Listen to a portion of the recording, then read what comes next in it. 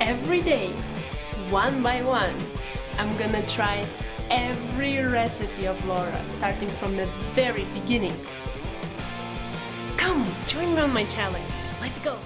Hi everyone! My name is Ruta and welcome to my kitchen. Some of you asked to show a little bit more of my kitchen, so I moved my camera here in what I think is my favorite corner in the kitchen, my spice display. I wasn't hiding my obsession with spices in Iran, and I'm surely not hiding them here. Oh, this is so nice. I love looking at them, and so far, whoever comes to my kitchen, they really take their time examining this. This looks really cool, so I really hope you like this as well. But now, let's talk about some best of Laura in the kitchen recipes, shall we? Because I've again hit a mark of trying out 30 new recipes in a row, and usually what I do at this point is just kind of sit back with no food, which is kind of weird on my channel, but oh well, we're talking about the food, and recap the recipes that, well, kind of left the biggest impression on me, my family, friends, and anyone who I shared the food with. I had no idea what I'm getting into trying this recipe for the very first time. Is it a waffle? Is it a pancake? What is it? It turns out that these cutie pies are Italian cookies called pizzelles. Very addictive Italian cookies, I might add. It's so hard to stop munching on them, so be warned. While still having half of them left, my mom was already quite insistently inquiring about the next time I'm planning to make them again. It should be very soon, right? Right. So if you have a pizzelle maker or even a thin waffle maker, I urge you to try these ones out. You'll love them. I love working with dough, and this particular dough is very special to me because so far Lithuania is the only place I can get my hands on some puff pastry. I travel a lot, well, in East I should add, and believe it or not every country has this wonderful dough easily accessible in the shops. So making this interesting appetizer consisting of so many things I love was so much fun. Take some puff pastry, add some honey-covered nuts and dried fruits mixture, set a wheel of brie, showcase some mastery of enclosing everything, and voila! A masterpiece is on your table. If you like cheese, especially melted cheese, there's a high chance you've been missing something in your life and didn't even know about it. I mean, look at this amazingness. When there's a whole roasted turkey among the recipes I've tried, without a doubt, it wins the fanciest dish award. So far, this is literally the biggest accomplishment for me in the kitchen.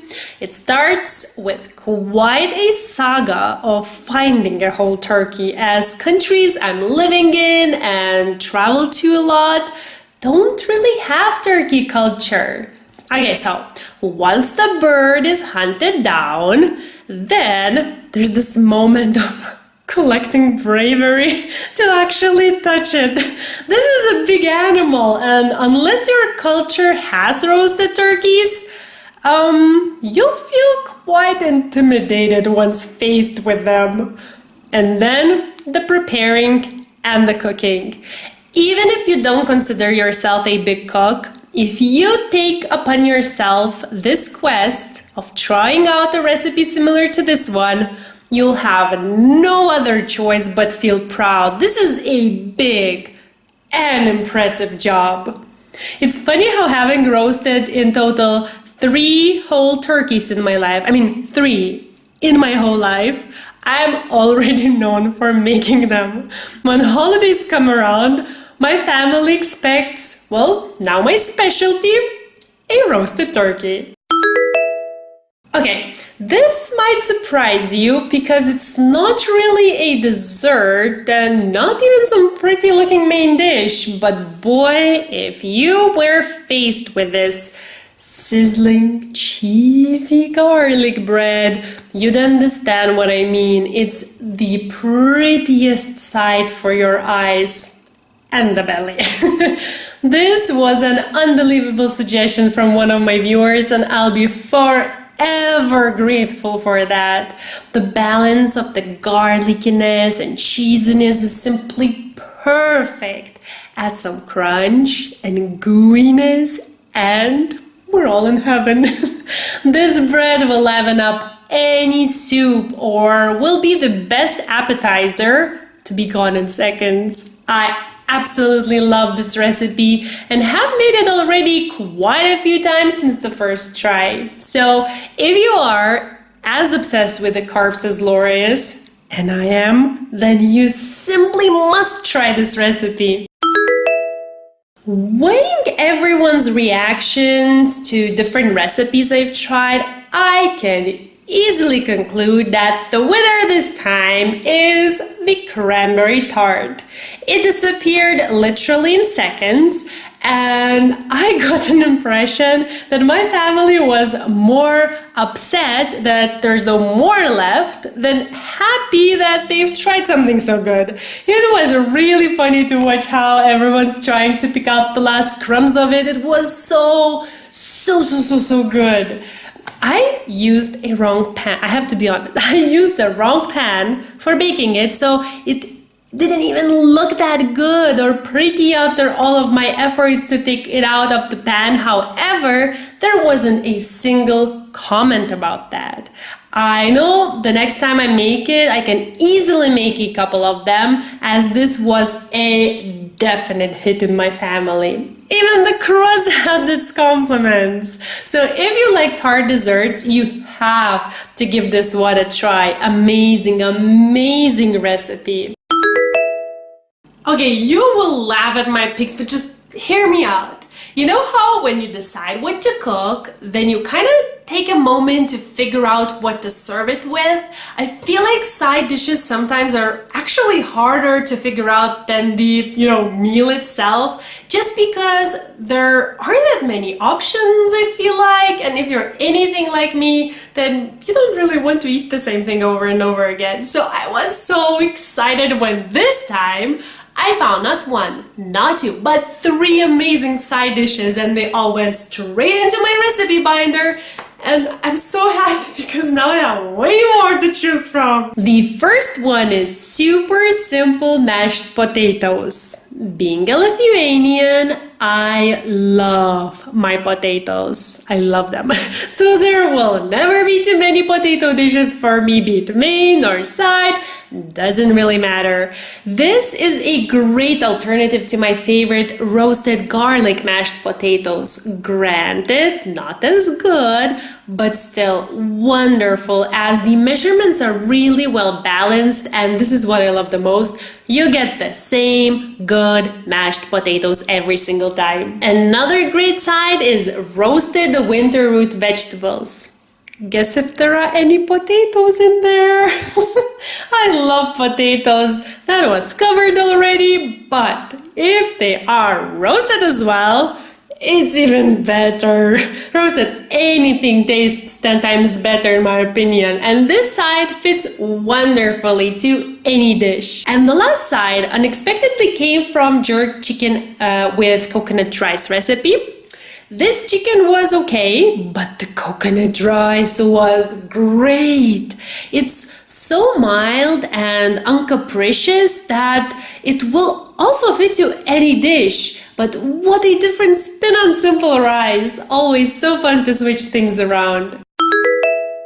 Okay, I didn't really eat all of them, but definitely most of them. I skipped on a couple of meals and had them as a snack as well because they were that good. I honestly didn't even want food. I just wanted my dinner rolls.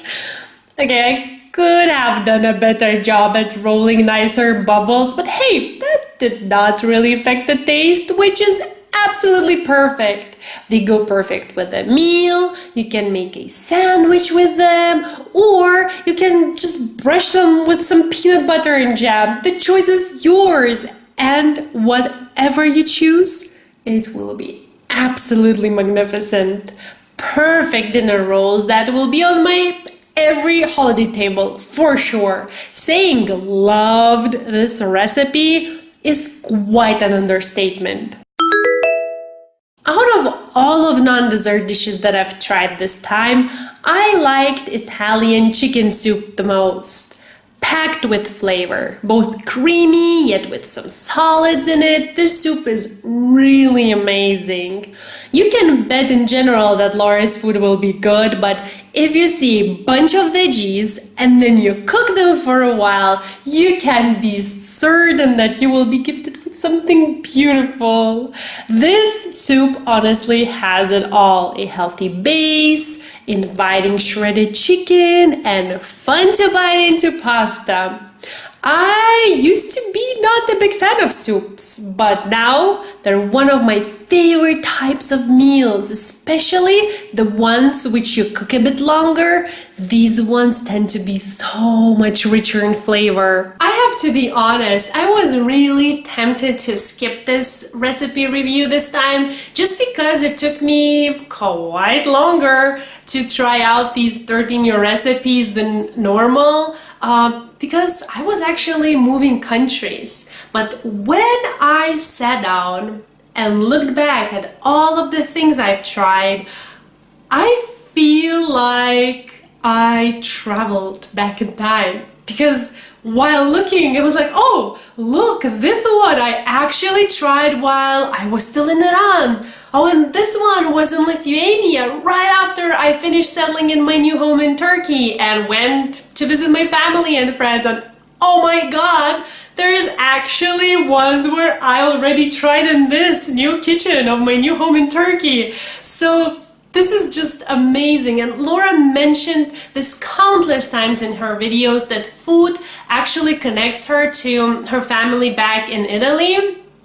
For me, it also connects me to events and places. I mean, these videos will forever be a proof of not only my progress in learning how to cook and trying all of these wonderful recipes for the very first time together with you, but also of the places I've been to and people I shared that food with. I really hope that this video was helpful and that you found at least one recipe you would like to try out. And if you did, don't forget to share it with me because I'm really curious to learn. I don't know why.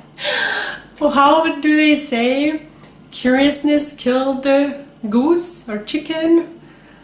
I don't know, but I'm curious. And also, would you share your top 3 favorite recipes from Laura in the kitchen? Because sometimes I feel like from the plethora of recipes out there, it's really hard to choose what to try out next. And my hope is that these videos and the comment section down below will be the place to go, you know, on those days when you just need some good ideas on what to cook next. Okay then, so happy adventures to you in your kitchen. Thank you for watching and I'll see you soon. Bye!